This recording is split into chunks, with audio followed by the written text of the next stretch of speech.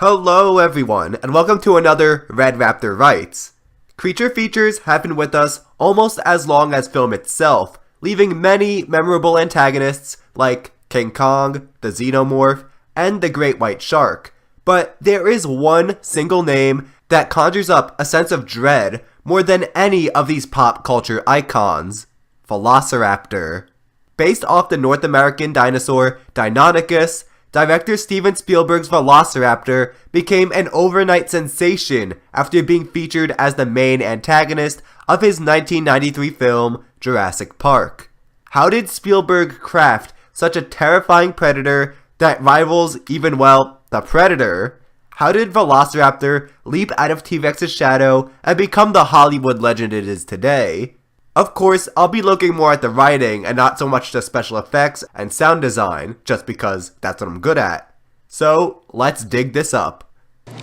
Dinosaurs and man, two species separated by 65 million years of evolution, have just been suddenly thrown back into the mix together. How can we possibly have the slightest idea of what to expect? Barney is a dinosaur from our imagination, and when he's tall, he's what we call a dinosaur sensation. One of the many things Spielberg, Crichton, and Koepp nailed in Jurassic Park is setup and payoff. This blockbuster is almost drowning in it. So many scenes and lines serve to set up another moment or reveal later on. Take for example this small line. You keep still because you think that maybe his visual acuity is based on movement like T-Rex, and he'll lose you if you don't move. But no, not Velociraptor. Comes into play here. Don't move. Can't see us if we don't move. John Hammond saying this Well, we clocked the T-Rex to 32 miles an hour. brings us to this.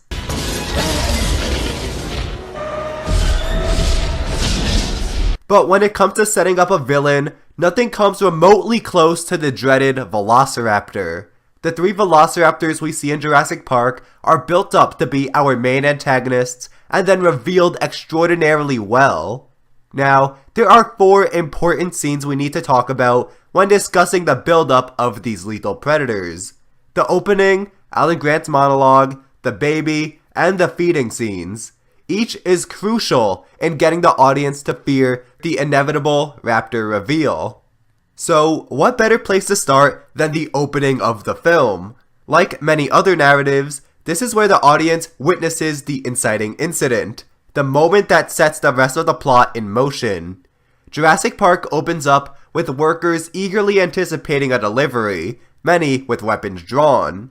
Whatever is being delivered, well, it's clearly not what my man is delivering. From the uneasiness on everyone's faces and the organized positions the workers are instructed to take, this is definitely something dangerous. Just a few short moments after its arrival, someone becomes lunch. Guys, really, already? Although the culprit has yet to be seen or named, a sense of uneasiness already lingers over the audience. Hop a few minutes forward, and we arrive at Alan and Ellie's dig site in Montana, where they just so happen to be digging up a Velociraptor skeleton. Wow, how convenient for the audience, who still needs more setup for these animals. Thankfully, while tormenting a poor kid, the child-hating psycho Dr. Grant informs us on how this animal would have hunted all those years ago. How raptors would ambush their prey, with one member of the pack standing in front of the target as a distraction, while the others would strike from the sides in a surprise attack. And that's when the attack comes not from the front, but from the side. From the other two raptors, you didn't even know were there. Alan Grant is a dinosaur expert and lets the audience in on some of his expertise that, sadly, he never gets to tell Muldoon. So we see this setup unfold into the payoff, and we want so desperately to warn Muldoon, but with no success. Of course, leading to one of the most memorable quotes in cinema. I had 4 biscuits, and I ate one. Then I only had 3. Clever girl. But thanks to this monologue, we're informed how deadly and frightening Velociraptors are, and how they hunt through cooperation. This third moment is the most subtle, but my favorite: Alan Grant's reaction to the baby Velociraptor. So, the scene kicks off with our protagonist talking science with geneticist Dr. Wu. And it's actually kind of fascinating. Blood temperature seems like a high 80s, maybe. Woo? 91. Homeothermic? It holds that temperature? Yeah. That's incredible.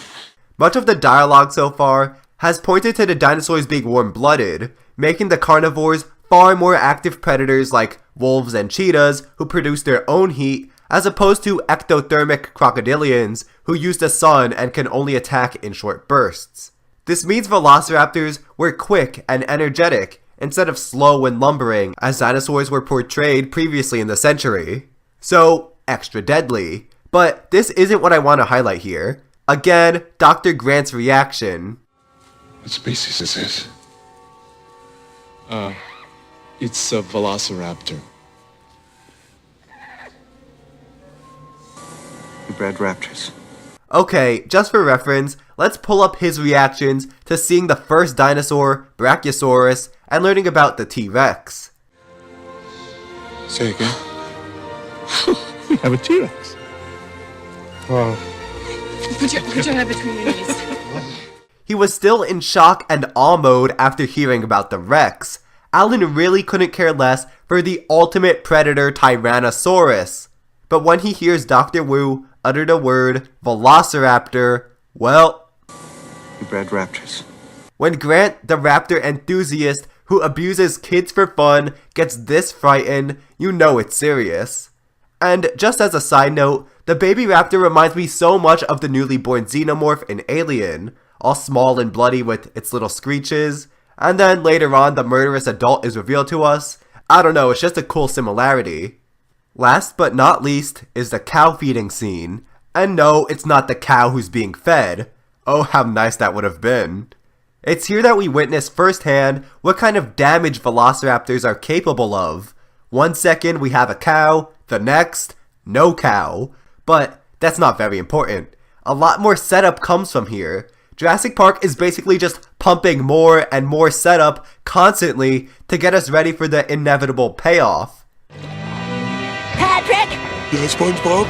I don't think this bubble can get much bigger. Nonsense! It's here that Robert Muldoon explains to Dr. Grant what his fossils are like when they're covered in flesh and blood. He knew these were deadly predators, but not this deadly. What kind of metabolism do they have? What's their growth rate? They're lethal at 8 months, and I do mean lethal.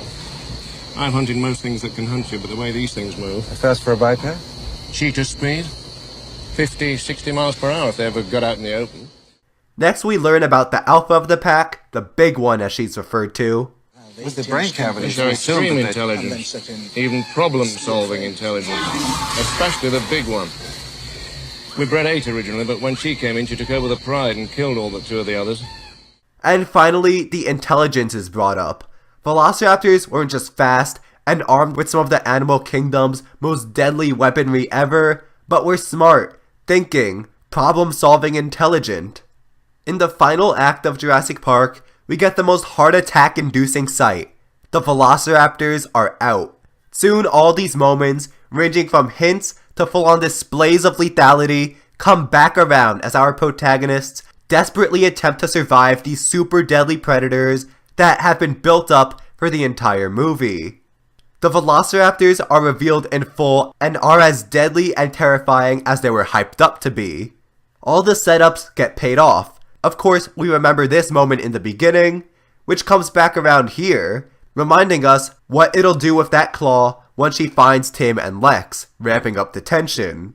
We've also got raptors being intelligent enough to open doors, a general ferocity that we didn't even get from T-Rex, cooperative hunting, and of course the aforementioned clever girl bit. Coupled with their chilling sounds, state-of-the-art special effects, and great performances to really sell the intimidation, the amazing writing solidified the Jurassic Park Velociraptor Anthropus as the most frightening creature ever to appear on screen. Remember, if you enjoyed this video, to smash that subscribe button, and I'll see you next time.